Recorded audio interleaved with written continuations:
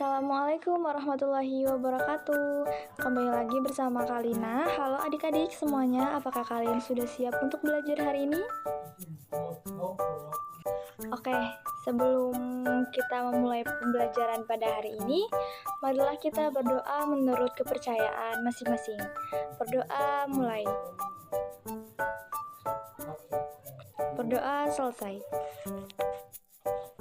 Oke, hari ini kita akan melanjutkan materi yang kemarin.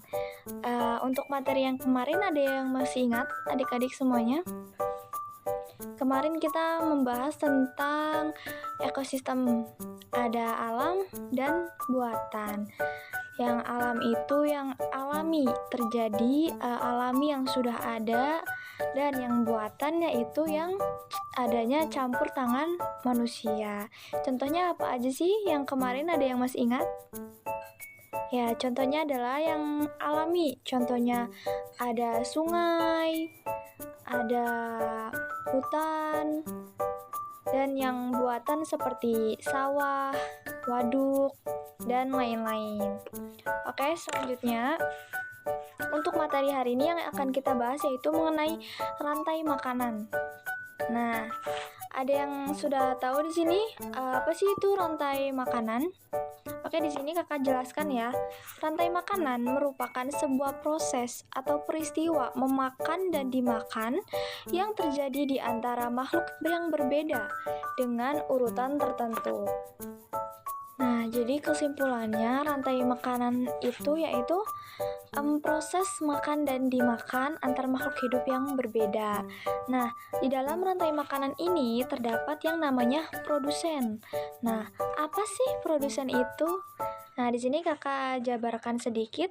Produsen dalam rantai makanan adalah makhluk yang berperan sebagai pembuat makanan sendiri melalui fotosintesis.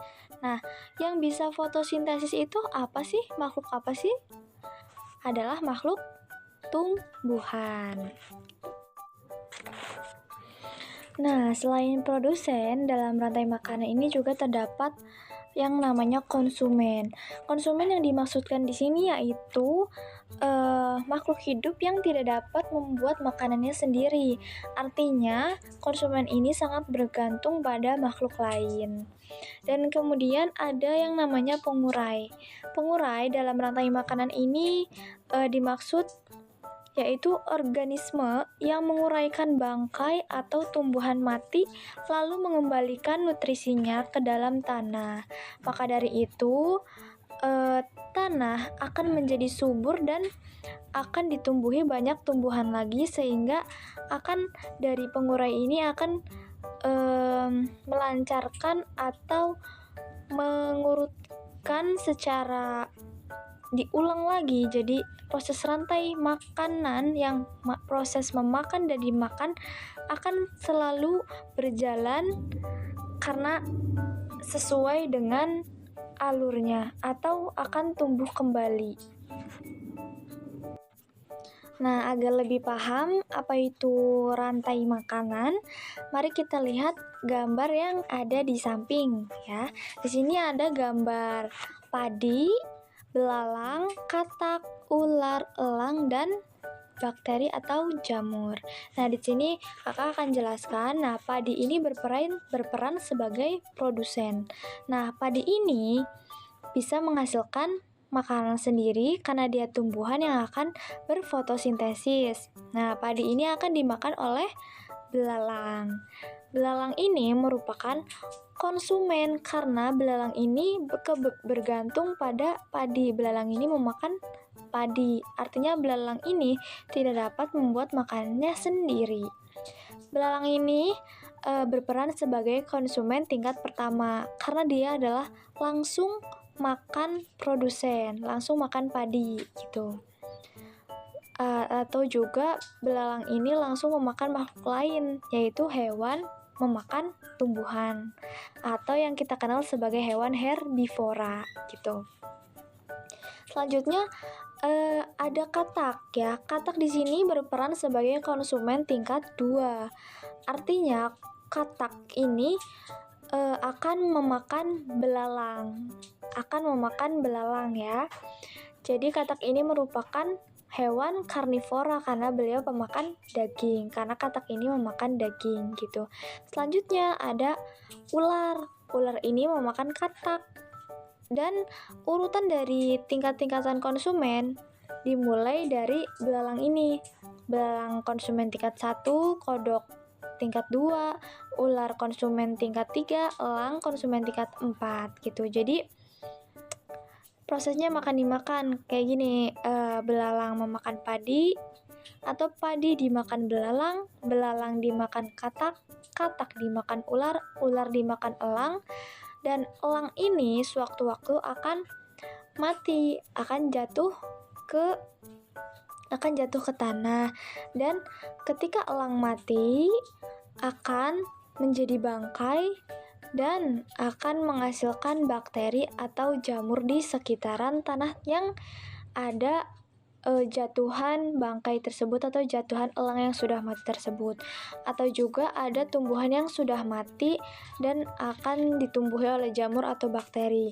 Nah, bakteri atau jamur ini akan menjadi pengurai yang akan membuat tanah-tanah ini menjadi subur kembali dan akan ditumbuhi oleh tumbuhan-tumbuhan yang akan menjadi produsen. Jadi seperti itu terus. Nah, ada pertanyaan, bagaimana kalau peran-peran tersebut ada hilang salah satunya?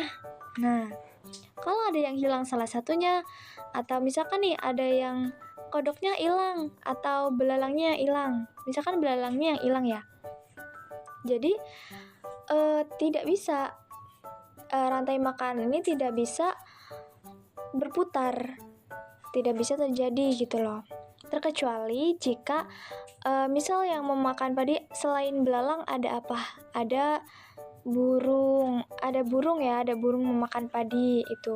Burung yang kecil-kecil itu memakan padi, itu bisa akan berjalan selanjutnya.